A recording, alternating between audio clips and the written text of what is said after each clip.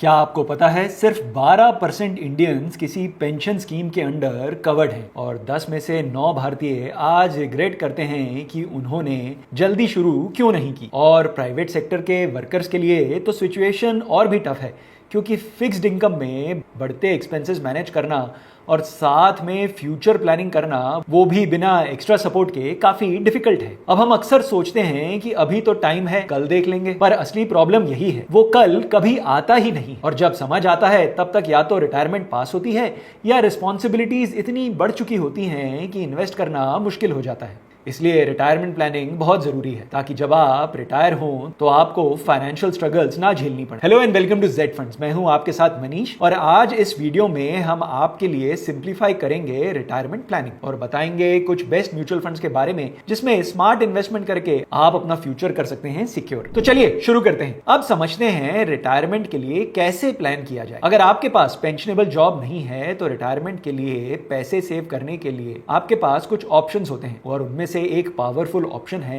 Mutual fund. Pension और retirement mutual funds आपको एक रिटायरमेंट कॉर्पस बनाने में मदद करते हैं, जिससे आपकी फ्यूचर की जरूरतें इजीली पूरी हो सकें। ये एक ऐसा इन्वेस्टमेंट प्लान होता है जिसमें लोग अपनी सैलरी का एक हिस्सा इन्वेस्ट करते हैं ताकि रिटायरमेंट के बाद रेगुलर इनकम मिलती रहे। ये फंड्स लॉन्ग टर्म इन्वेस्टमेंट की तरह देखे जाते हैं और इनका 5 साल का लॉक इन पीरियड होता है, या जब आप रिटायर हो जाएं तब इसे विड्रॉ कर सकते हैं। चलिए इसे एक सिंपल एग्जांपल से समझते हैं। मान लीजिए आज आपका मंथली खर्च है 50,000 रुपए। अब अगर हम एवरेज इन्फ्लेशन रेट 6% मान लें तो 25 साल बाद ये 50,000 बढ़कर 2,14,000 रुपए के आसपास हो जाएगा। और ये सिर्फ बेसिक डेली एक्सपेंसेस हैं। रिटायरमेंट के बाद हेल्थ रिलेटेड खर्चे भी काफी बढ़ जाते हैं। अब लोगों के मन में ये सवाल होगा कि रिटायरमेंट के बाद उनके पास कितना पैसा होना चाहिए। ये हम आपको समझाएंगे रूल ऑफ 304% से। चलिए इसके लिए कुछ सिंपल कैलकुलेशंस देखते हैं। सबसे पहले बात करते हैं रूल ऑफ 300। अगर आपको ये देखना है कि रिटायरमेंट के बाद आपको कितना पैसा चाहिए होगा अगले 25 साल तक, यानी 300 महीनों के लिए, तो आप अपने मंथली एक्सपेंस को 300 से मल्टीप्लाई कर दीजिए। ये 25 साल का कैलकुलेशन इसलिए होता है क्योंकि अगर आप 60 की एज में रिटायर होते हैं तो आपका कॉर्पस आपको अगले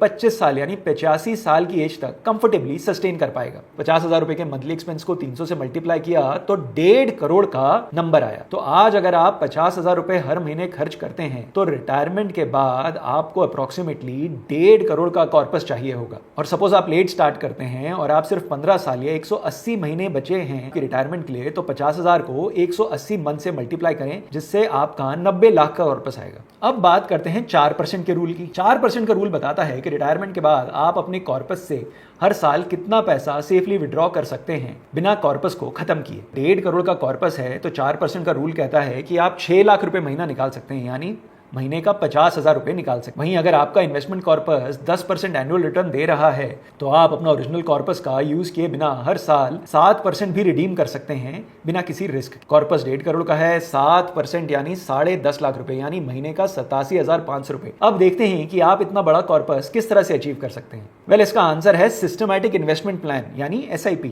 लेट्स अज्यूम आपकी रिटायरमेंट एज 60 साल है, तो अगर आप 25 की एज से रिटायरमेंट प्लानिंग शुरू कर रहे हैं तो आपका इन्वेस्टमेंट होराइजन 35 साल का हो गया, 35 इयर्स का हो गया। तो मंथली SIP हो गई 3,000 से 5,000 रुपए के बीच में। इस SIP से आप 1.5 से 2 करोड़ का कॉर्पस बना सकते हैं। अगर एक छोटा अमाउंट भी जल्दी और सही टाइम पर इन्वेस्ट किया जाए तो कंपाउंडिंग के मैजिक से वो अमाउंट काफी बढ़ जाता है। अगर आप 30 साल के हैं, 30 की एज में यही सेम गोल अचीव करने के लिए आपको ऑलमोस्ट इसका डबल अमाउंट इन्वेस्ट करना होगा। इन्वेस्टमेंट होराइजन हो गया 30 साल, मंथली SIP हो गई 5,000 से 7,000 रुपए के बीच में, तो आपका एक्सपेक्टेड कॉर्पस होगा 1.5 से 2 करोड़ रुपए। और यही काम अगर आप 40 की उम्र में शुरू करते हैं, यानी अब आपके पास रह गए हैं सिर्फ 20 साल, तो कितना पैसा करना होगा आपको मंथली इन्वेस्ट? क्योंकि अब इन्वेस्टमेंट होराइजन रह गया है 20 साल, आपको SIP करनी होगी 12 से 15,000 रुपए तक की, ताकि आपका एक्सपेक्टेड कॉर्पस हो सके 1.5 से 2 करोड़ रुपए। इसलिए start small but start early, क्योंकि कंपाउंडिंग एक ऐसा जादू है जो सिर्फ वक्त और पेशेंस के साथ ही काम करता है। इन्वेस्टमेंट ऑप्शंस की सिलेक्शन टोटली आपके रिस्क एपेटाइट और आपके इन्वेस्टमेंट होराइजन पे डिपेंड करता है। Now where to invest. अब देखते हैं कि किन म्यूचुअल फंड स्कीम्स में आपको इन्वेस्ट करना चाहिए। अगर लॉन्ग टर्म की बात करें, यानी 10 साल से ज्यादा का टाइम होराइजन है, तो आप इन्वेस्ट कर सकते हैं इक्विटी म्यूचुअल फंड्स में। इक्विटी म्यूचुअल फंड्स जैसे बंधन स्मॉल कैप फंड और ईडलवाइस मिड कैप फंड। वहीं अगर शॉर्ट टर्म की बात करें, यानी इन्वेस्टमेंट होराइजन 2-3 साल का है, तो आप हाइब्रिड फंड्स में इन्वेस्ट कर सकते हैं, जैसे HDFC बैलेंस्ड एडवांटेज फंड